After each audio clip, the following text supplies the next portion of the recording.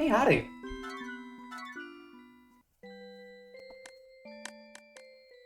I'm I'm still kind of reeling a little bit. I just woke up from a nap and then I looked down at my phone and oh god, right, I have 1,000 subscribers now. Thanks so much for that, by the way. Oh my god. Not entirely sure what that means for the... Oh my god. The bugs. No way. I'm not entirely sure what that's going to mean for this channel, but I ended up making a post talking about this at length, but the bottom line is I don't expect this to greatly impact my normal channel flow, besides the longer form videos, which are happening now that I know that I can actually make some pocket change off of them. But these normal videos are going to progress almost identically to how they've been. With the exception of now, there might be slightly more ads, and if it ever becomes an issue, like, let me know. Let me know immediately, because I don't ever foresee this being my main source of income. So if it's becoming a problem, I can just shut off the ads, or I can, like, fiddle with them, or like change the way that they're oriented throughout the video so it's less annoying. Like at the end of the day, no matter what, y'all are top priority here. Like I'm doing this for and with this series in particular, I'm doing it for the sake of the Tuki community, to draw attention to how amazing this game is. I am not doing this to live. So if there are problems, let me know. Crap. Fish oil swamp. God, this place is such a mess. There you are. It's the green one in the center.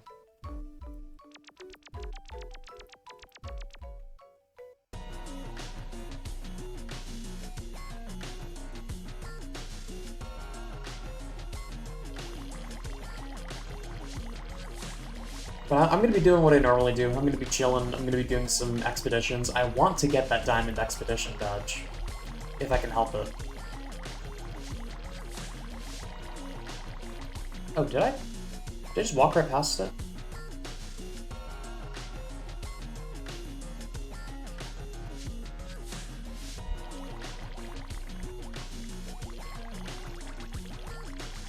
Oh, I see. This is walkable. Makes more sense.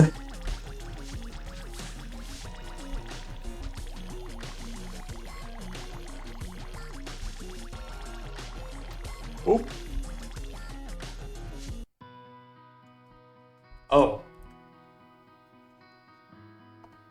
Crabshore?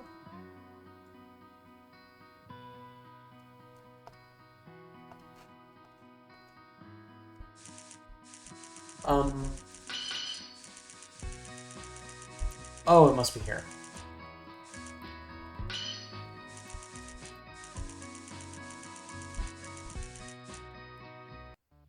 There you are. Pastel Dream Sea. Cool.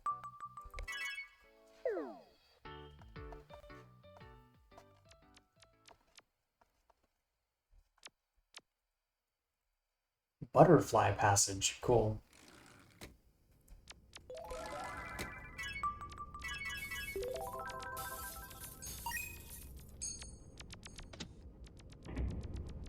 But I'm excited for later today. Some friends are gonna get together and we're gonna watch more of Twin Peaks.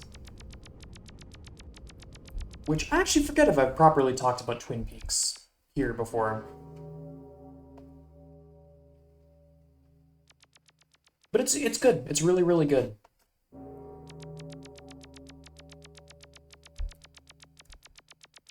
I don't know the best way to describe it because it's a very unique show in ways that I can't aptly put it into words, but it's very, very, very unique. It's meant as a pastiche of soap operas and shows that were around the time when soap operas were really big. and the kinds of people and the kinds of the kinds of personalities that would pop up and like the tropes in those soap operas. And Twin Peaks is kind of like a weird Lynchian version of that. And it's cool. Actually, I've been very much enjoying it. I will admit that the writing is good. The acting is a little hit or miss. It definitely depends on what actor. There's definitely there's a campiness to it that makes it a lot more, that like makes even the more questionable stuff feel very intentional and very amusing.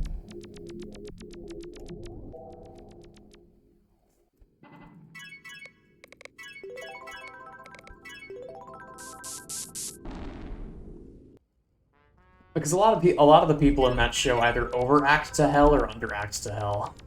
It's leads to a very interesting, almost dreamlike, leads to a very almost dreamlike world.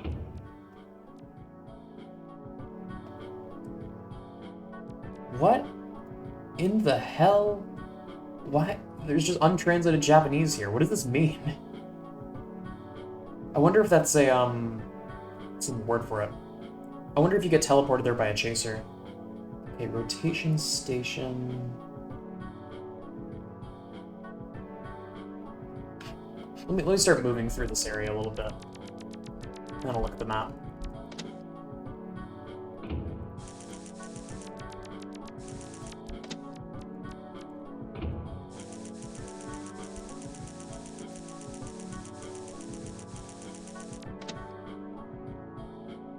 I think already I'm pretty close. It's this door, and then the door right over here, I think. It's...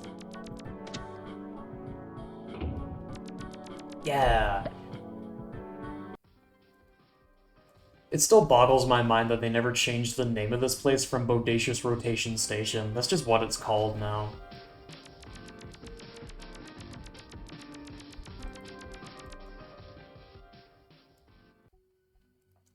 And I mean, I admire how...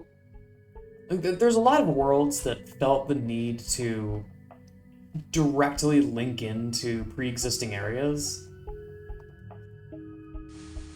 In the way of, like, you walk up, you find a new teleport, and that new teleport leads you to a string of 7 worlds that are all made by the same author. I really like what they did with Bodacious Rotation Station and, like, Lemonade Edifice and worlds like that. Worlds in that set. That they tried really hard to, integrate them into the rest of the world. I really, really like that. Requires Taro Bozu.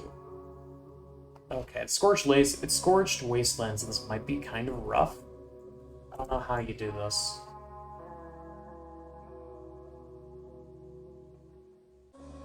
If you make it rain, the sky will turn dark. A slug will also show up south of the isolated wire fence area. Oh, okay. So where am I? I'm there.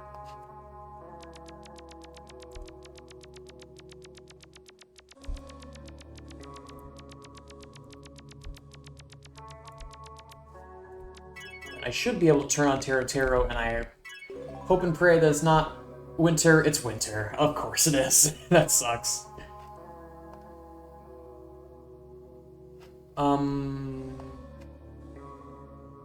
Yeah, I'm just gonna have to wake up and swap the seasons over. It's unfortunate.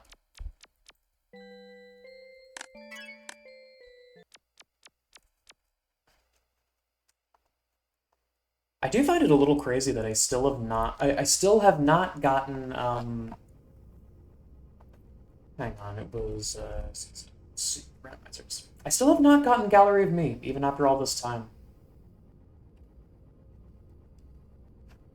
Okay, it should be spring now, so let me check Taro. Yeah, that's perfect. Alright, run it back. Round 2.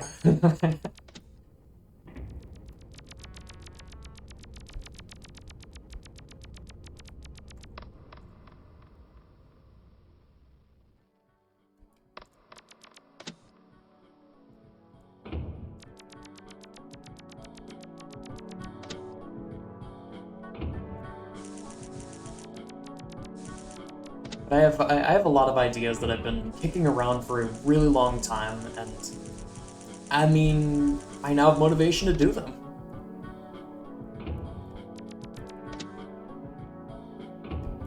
So I mean, come what may, relatively soon you might see some. I might start working on some pretty big projects, frankly. Like these are ideas that I've been toying around with for a while.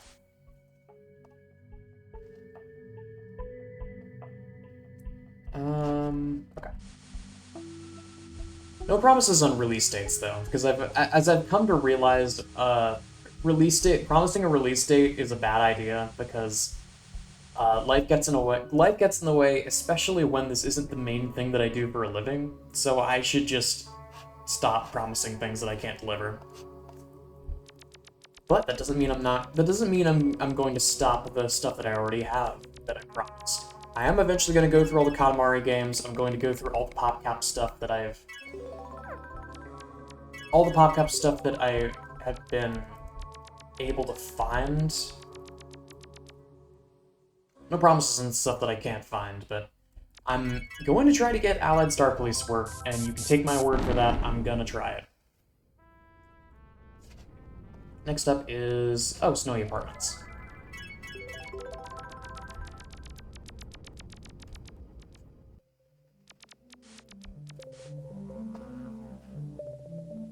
Yeah, there it is. I love Snowy Apartments.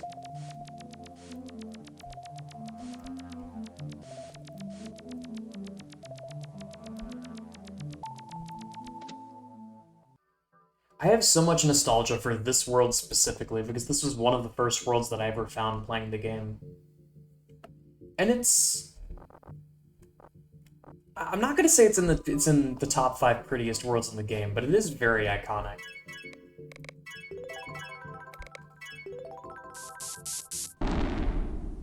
It helps to set the tone for the kind of game that Tuki is. And I really like that. I like that it just, like, right off the bat, you walk in, you get bike, you go to Snowy Apartments, and the art style radically shifts, and you get a sense of what kind of a game Yumatuki is. It is the exquisite corpse.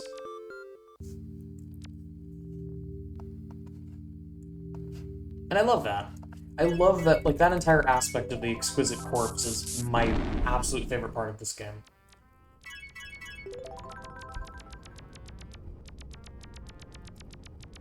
Okay, please tell me this is through Smoke and Howl. Ah, it is. Sad. Intestines Maze it is, then.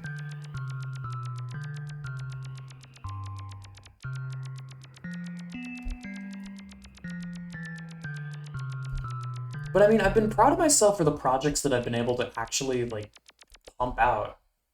I made the RPG, like, I made the RPG, I made the rhythm game, I'm working on the Doom thing. I'm very proud, not to pat myself on the back, but I am very proud of myself for actually having the motivation to do big projects like that, because for a while I was just stuck in a rut of, anyone who's wanted to make games or, like, do any sort of creative outlet has probably had this of sitting in bed, thinking about doing something, wanting to like work on a project and sketching out ideas, and then oops, it's 7 p.m. and now you don't have any time left to work on it. Rinse, rub, repeat. And for a while I was just stuck in that loop. And it sucks. It's not pleasant. But I think I've finally worked my way out of it. Okay, where am I? Desert Fields is right here.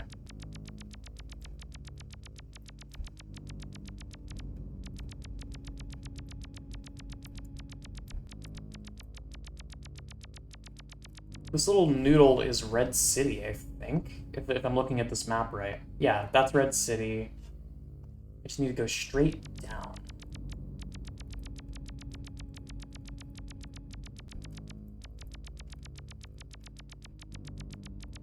But this channel has genuinely helped me so much with my work ethic. Just like having that stinging in the back of my mind of, oh, I should be making videos. I should be doing things. There are people that actually want to watch these. I gotta, like, commit to it.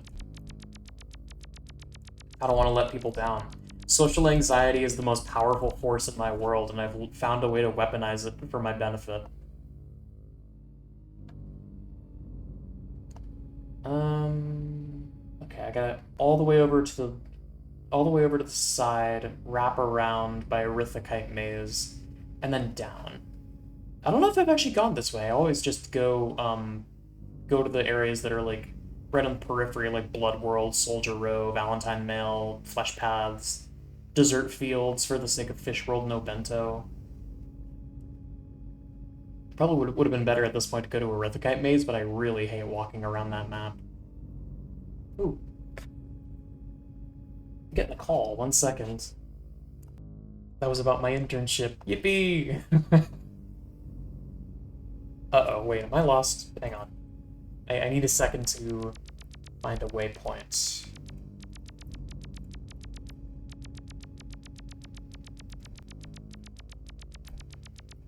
There's this... It's like Funky Guy. Yeah, it's over here, right, because this is... Knit Plains. I've actually never heard of this place. Hang on. While I have a moment, I'm curious about this. I am literally following a will-o-wisp right now. I might get completely lost. Yeah, I've never seen this place. Scribble Notepad, the Magic Nexus. Oh, okay. So, it's not that... it wouldn't be that hard to circle back to these areas later. Because I think we went to... we ended up going to Magic Nexus the last time? The time before? It was when I went to Keychain Collection, right? Okay, Arithakite Maze, it's the path... It's the higher path.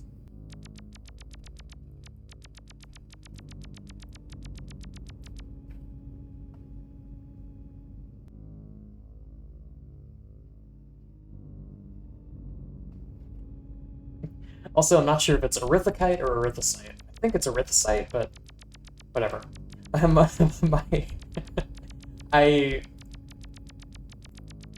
English is a very flexible language. I'm fine with just calling things by how I think they're supposed to be said. And if I'm talking with someone and they say a different pronunciation, I'm just gonna use theirs.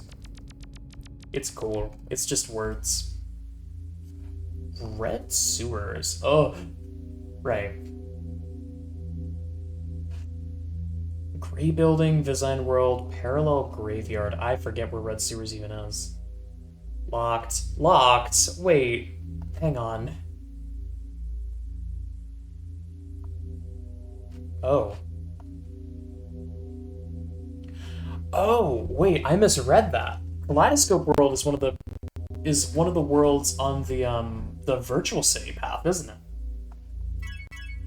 Hang on, that changes things.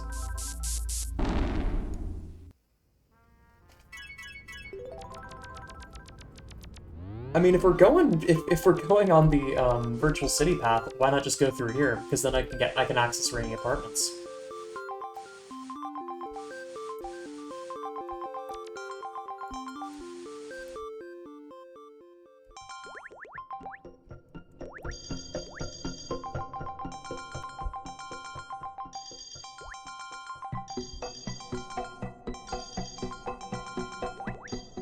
This entire path is amazing. Like, as if it even needed to be said, because I feel like the community over time has just generally agreed that these worlds are peak, and that these are like, some of the most incredible worlds in any Yuminiki fan game, but like, oh my god. Maybe I'm editorializing a bit, but I can't fully state how amazing these worlds are. Also, I just went the wrong way.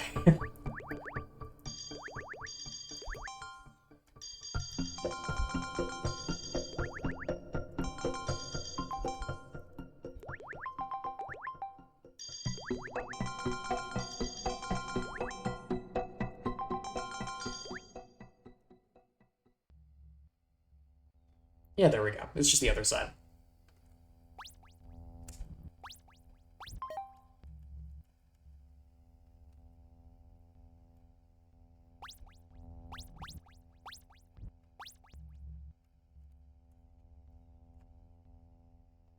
Also, bold move. I mean, bold move on QXY's part to have a world that is just a unapologetic reference to VVV. It's a great reference, but I would not have expected it.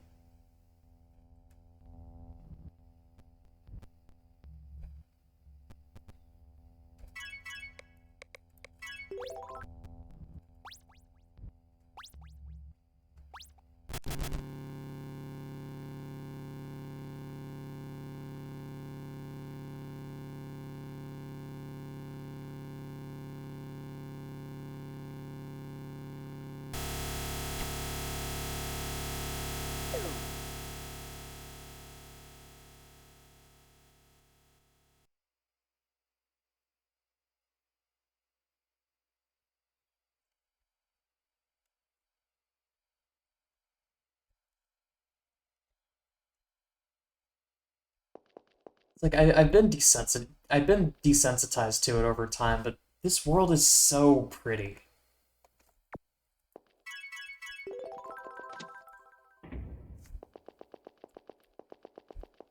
Nothing really compares to the very first time that I went along this path, and it's just gorgeous world after gorgeous world.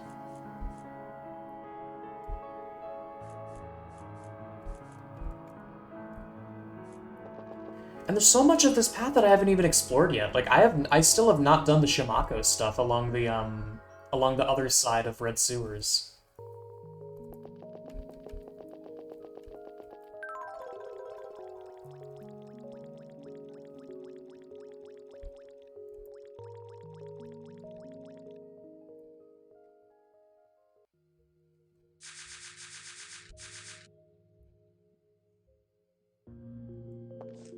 But it's so... These worlds are so beautiful and they're so unbelievably cozy. I love it. I love it, I love it, I love it. I'm in a great mood if you can't tell. I love it, it makes me happy. I'm happy right now. It works out.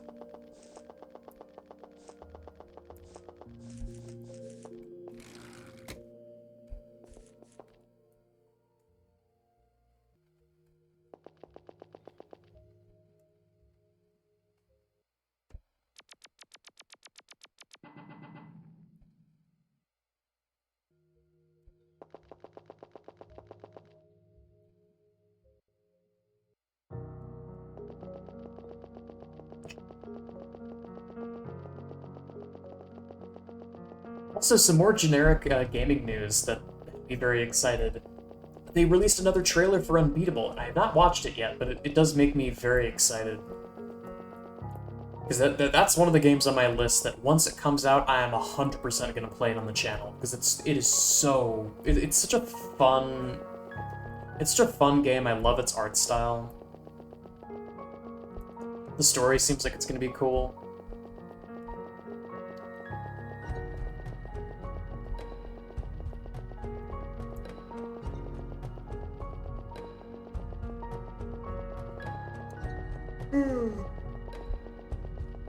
Pardon me. Yeah, but I'm just excited. I'm excited for it.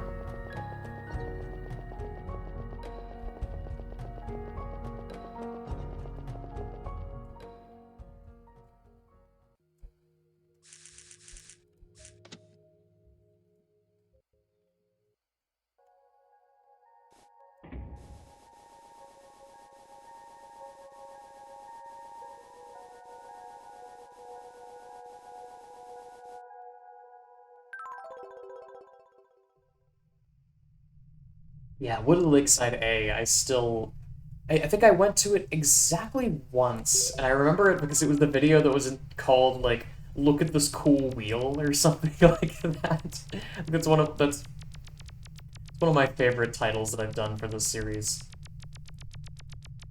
It's like, look at this cool wheel, and it was a wolf bike Urasuki howling at like a wheel prop on that map.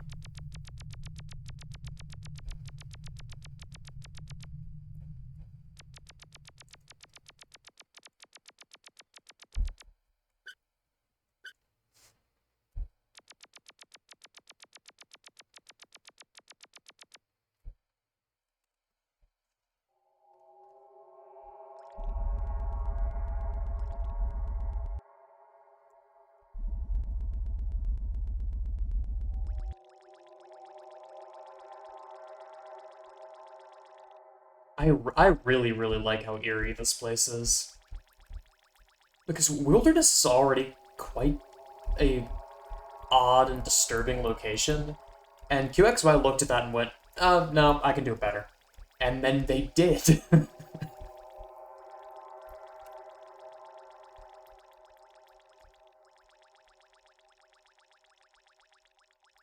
Like, there's something so amazing about the fact that most of these worlds are direct callbacks to Yumaniki, but a lot of them are just objective improvements over the original Yumaniki worlds.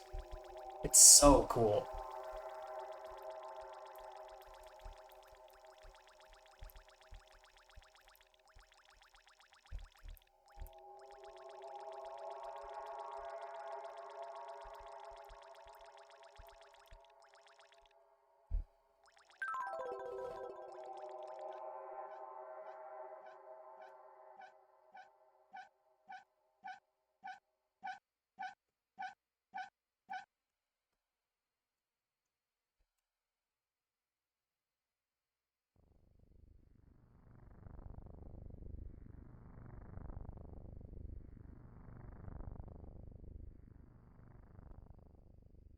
Wait, is this... Right, this is Critter Village. I'm actually going the wrong way.